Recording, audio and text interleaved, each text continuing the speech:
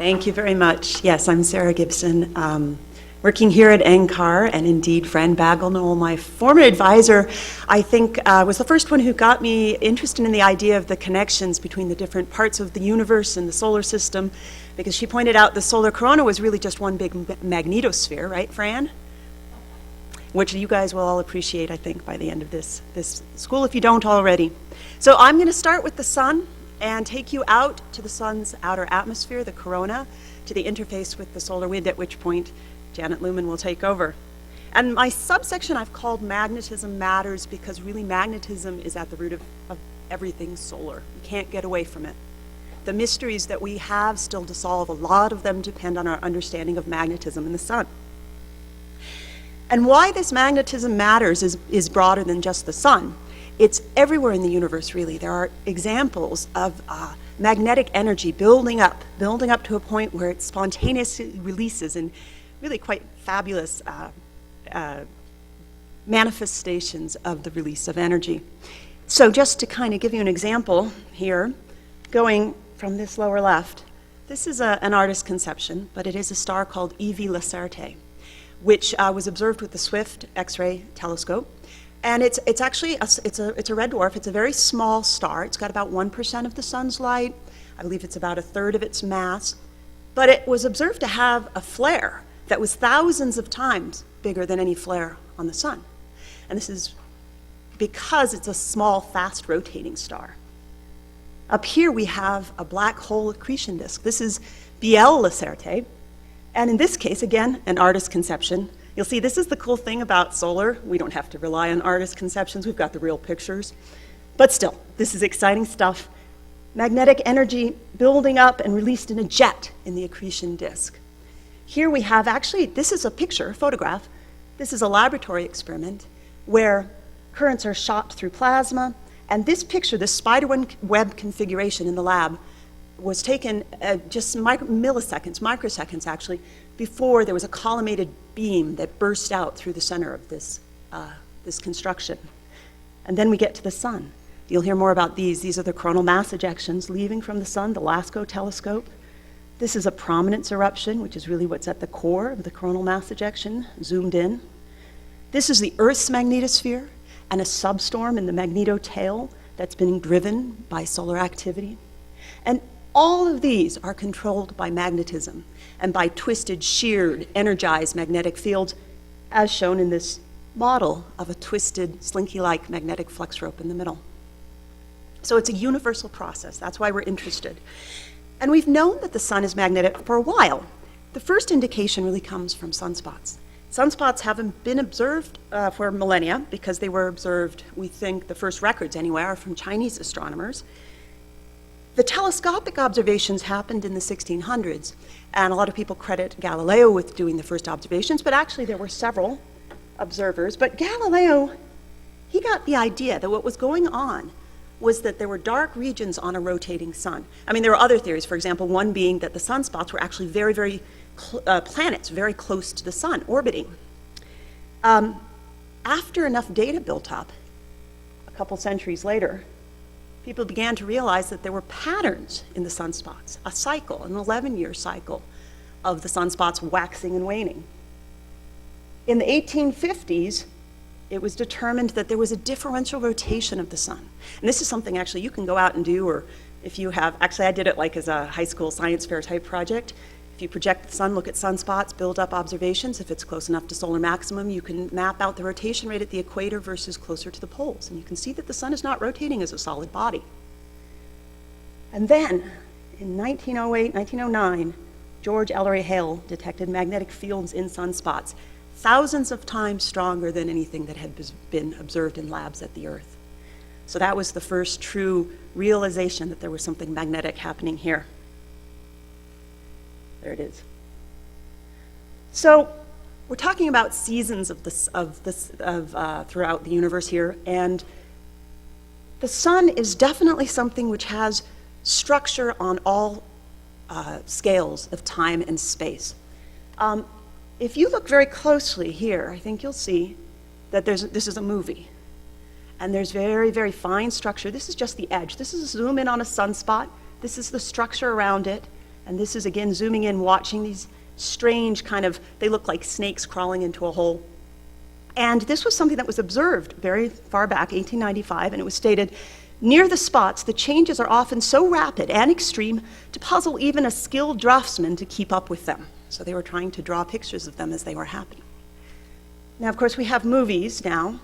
We also have supercomputers, which are sort of the modern equivalent of these skilled draftsmen. And this is actually a numerical simulation of a sunspot, getting all those wonderful structure around it. This is to give you spatial scale. The size of the Earth is the size of actually a very small sunspot. Moving out in time, temporal scale. Of course, as I mentioned, there's a cycle. And let me go through this. This is, of course, this is a plot you may well have seen before, but it's worth looking at in some detail. So what was observed was, let's first look at this one. What was observed was if you just count the number of sunspots on the sun and you keep that record, you get something like this. So this is essentially the number of sunspots versus time. And you get something which is very, very regular. It's something like 11 years. But it's not perfectly regular. This is not clockwork, like orbits and things you can describe. There's an element of chaos. You don't really know how big a given cycle is, just how many sunspots there will be right at this maximum of activity. Sometimes a cycle will be longer, like 13 years. Sometimes the cycles will stop for a while, and you may hear about that later. So there's a curious balance between a regularity seen in this 11-year cycle and a chaotic element of not being able to predict exactly what's happening next. Now, up at the top, we have another figure. In this case, it's time again on the x-axis, but in the y-axis, you have latitude. So they were drawing, these skilled draftsmen were drawing the sunspots every day, and they observed that the first ones in a solar cycle would appear at high latitudes, and they would progress down towards the equator, so that if you draw this plot, you get this so-called butterfly diagram. It helps if you use red and yellow like this to really make them look like butterflies, but it's quite remarkable. So why? What is going on? Why is the sun doing this? This is one of the mysteries, which are fundamentally magnetic in nature, and the answer lies inside the sun. So we have several models of what's inside the sun. This is maybe my favorite. You can take a moment and see. Yeah, you can see this guy is actually in charge of setting and rising the sun. But probably this one is a little bit more credible. And the idea is, at the very center of the sun, the energy is generated by nuclear reactions. And then it comes out here, and it is transported at that point by radiation. Now, the photons that are being transported at that point are very energetic. They're gamma rays. But they don't have a straightforward path out, because it's very, very dense. So they're basically doing a random walk. And it takes a photon 1 million years to get from the core out to the sun's surface. So it slowly makes its way through a random walk out to the top of the radiation zone, at which point there's a new thing happening. The dominant process for transporting the energy becomes convection, the overturning, the boiling, churning motions. This is the top third of the sun, and there's an interesting interface region between the convection and the radiation zone. Then we get to the surface of the sun, and the surface of the sun is defined by the ability of the photons to move freely, and it's basically optically thin. And now it goes out at the speed of light and gets to the Earth in about 8.5 minutes after its long travels within.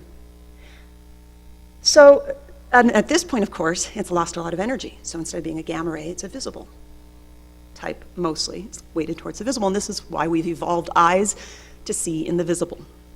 So this is the structure of the sun. What about the magnetic fields? Now, I gave you some extra slides, and you're in for a treat tomorrow with talks by Andres Menos-Jaimeo, who will be talking about the dynamo. But I like to think of the dynamo as a dance, because there are so many motions involved. And I'll just briefly summarize these. The first is that churning motion, the convection inside the sun. The second is a shear that lies between that radiative zone and the convection zone, called the tachocline. The third is the motion of buoyant magnetic flux tubes that are amplified in this tachocline and that then rise to the surface and poke out as sunspots.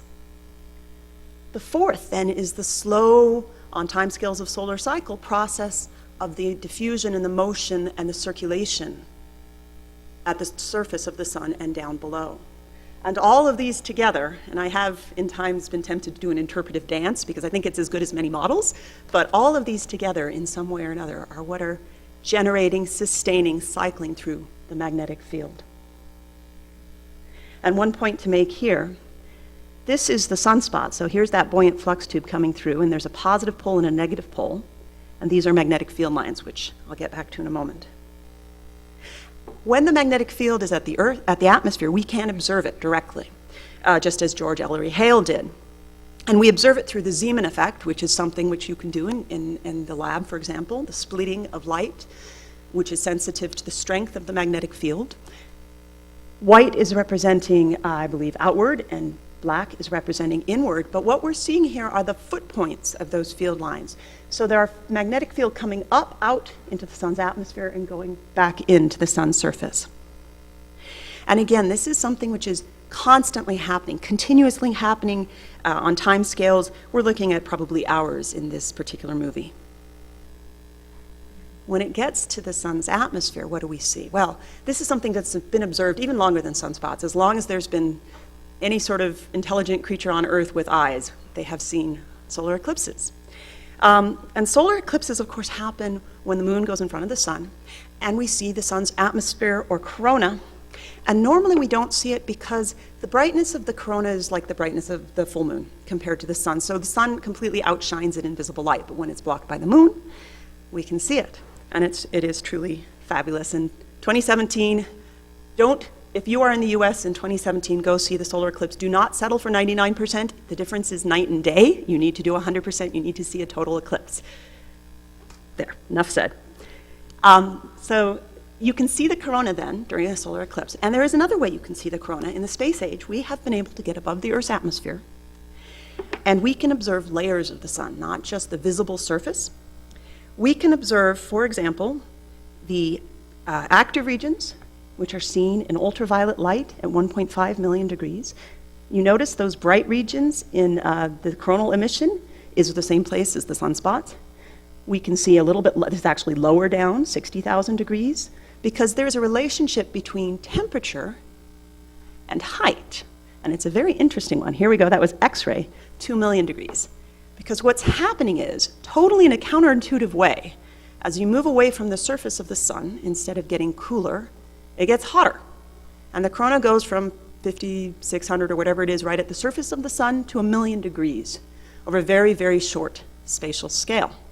And this is one of the fundamental magnetic mysteries we have of the sun. Now, we know that it's something to do with the magnetic field because it provides energy sufficient to heat the corona to those temperatures. And we can observe continuous flows and the emergence of magnetic flux through the surface. These are high resolution. So now we're zooming in. We're seeing, essentially we're sort of seeing the convection from below. This is little granulations, little patterns, and very small bright points. And so this is happening. You can see the time going here, so you can sort of see what the time scale is. So constantly churning, emerging magnetic fields and motions at the surface are energizing the sun's atmosphere. Now, the devil is in the detail of how that's happening. There are a couple possibilities. It could be something happening on short time scales, essentially fast motions or waves that are constantly blowing around. It could be on a longer time scale where you have a slow quasi-stressing of the magnetic field, quasi-statics, stressing the magnetic field. You get those field lines and you push them until they're strained and then they snap and you get a little flare which releases energy. This is micro flares. So there's a couple of possibilities. I give you a reference to a really nice overview on that. But one way or another, in some combinations, these mechanisms transfer the magnetic energy into thermal energy and the corona becomes very hot. This heat, this high temperature in the corona also allows the solar wind to accelerate.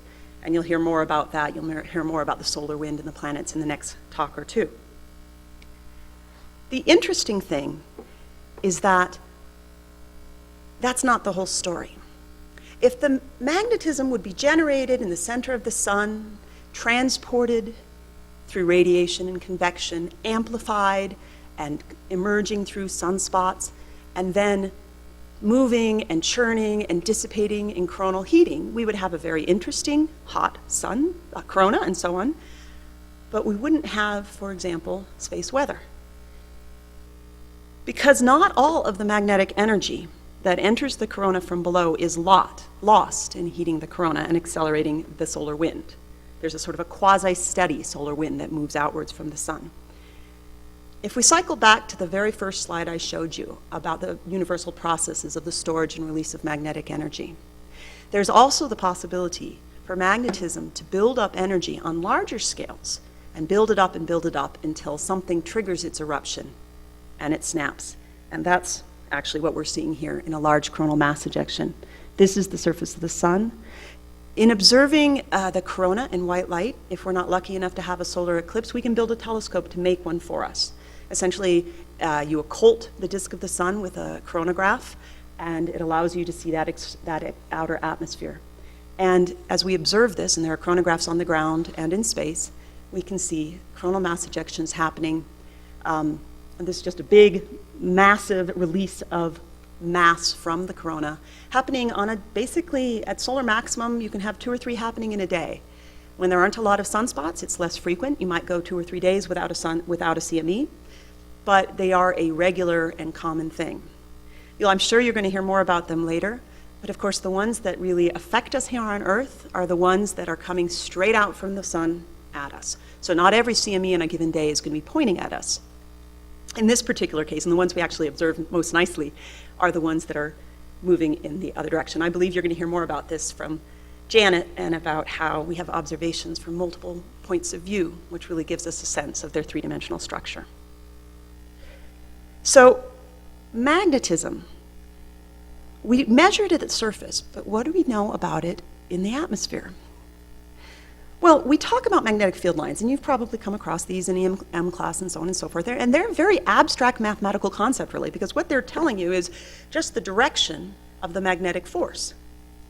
But in the corona, they take on a sort of a tangible reality, which is really, in my opinion, unrivaled, because it is a very highly conductive fluid, and the plasma and the field are frozen together.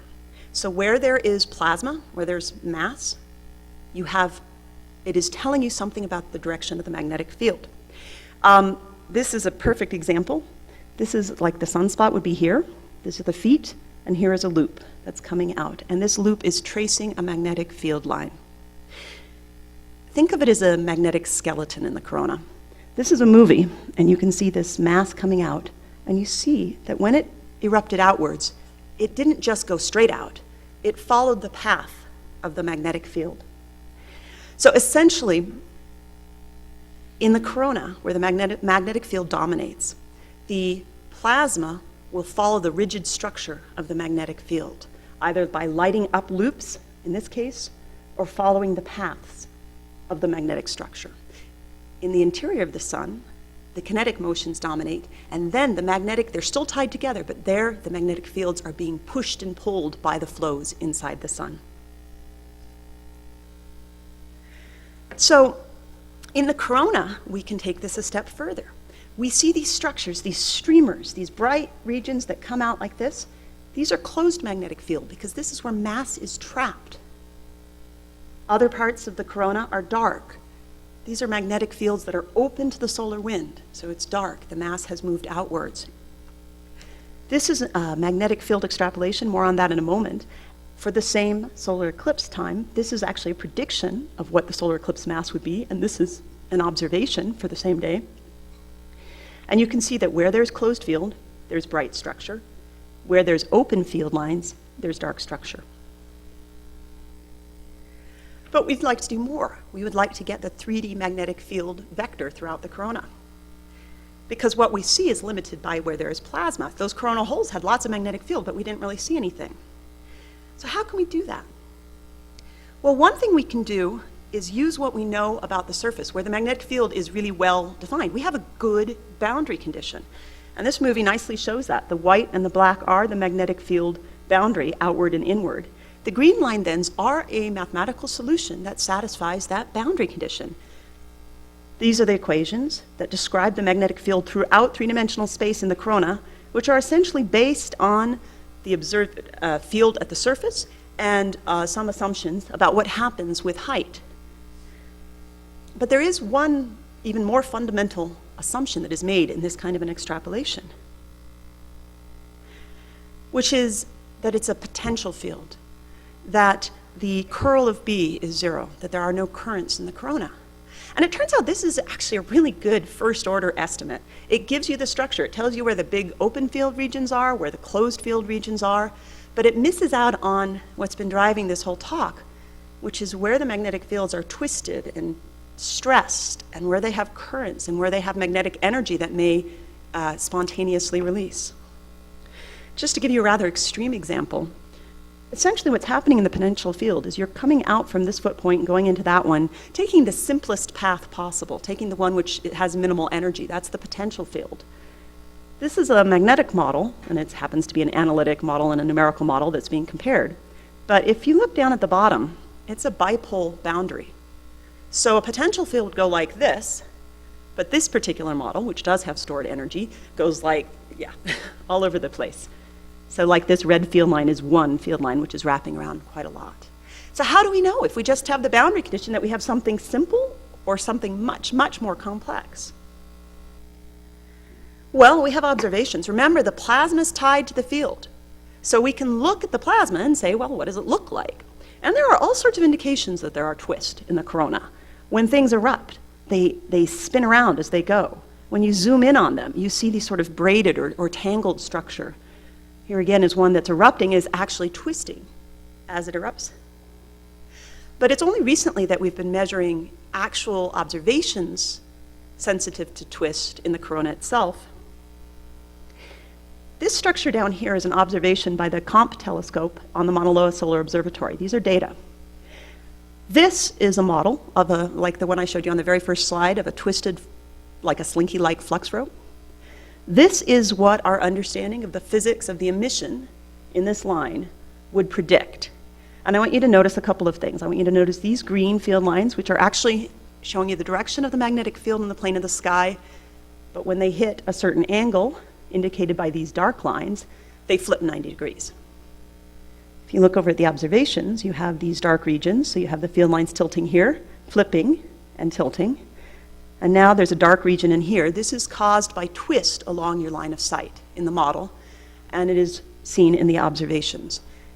We call this a lagomorph because we used to call it a rabbit head, and we are criticized as it not being scientific enough, and so we translated it into Greek, and now it's all good. Everybody likes the name, so it's a lagomorph. You can remember that one.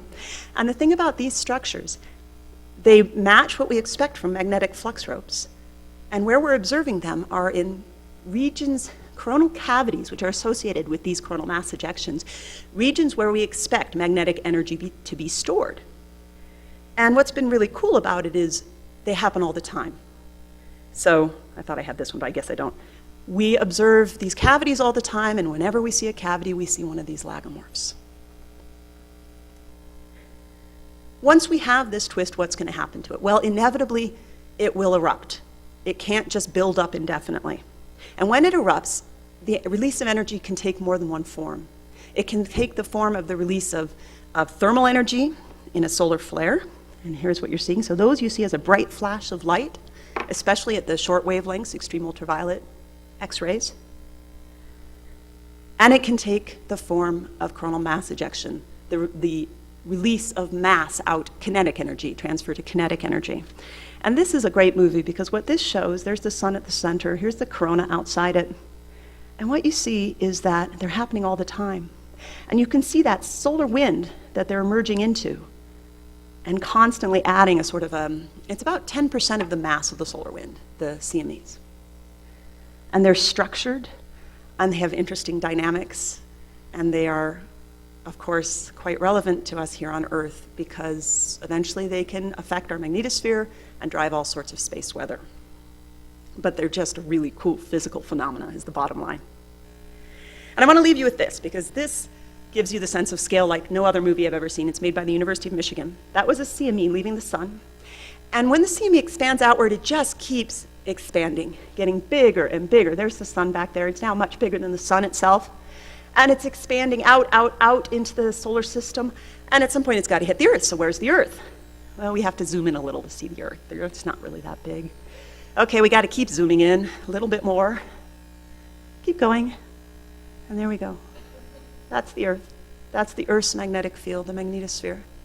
And so the CME is coming from the sun, and some piece of it is hitting the Earth and driving magnetic storms in the magnetotail and auroral activity and so on. But space is very, very big, and Earth is very, very small. And ultimately, we're being driven by some of these events back at the sun. And so finally, I kept my conclusions really simple. First of all, I hope I convinced you that magnetism matters. It drives all of these phenomena from the center of the sun out through the atmosphere and ultimately to hit us here on Earth. And second, from the question of the dynamo, which is really still an unresolved question of exactly what is happening inside the sun and how it relates to what's happening in other stars, to the heating of the solar corona, which we kind of have an idea what's happening, but we don't have the details sorted out. There are mysteries remaining through all of these, and a lot of this is up to you guys, I hope, to solve in the future. So, thank you very much.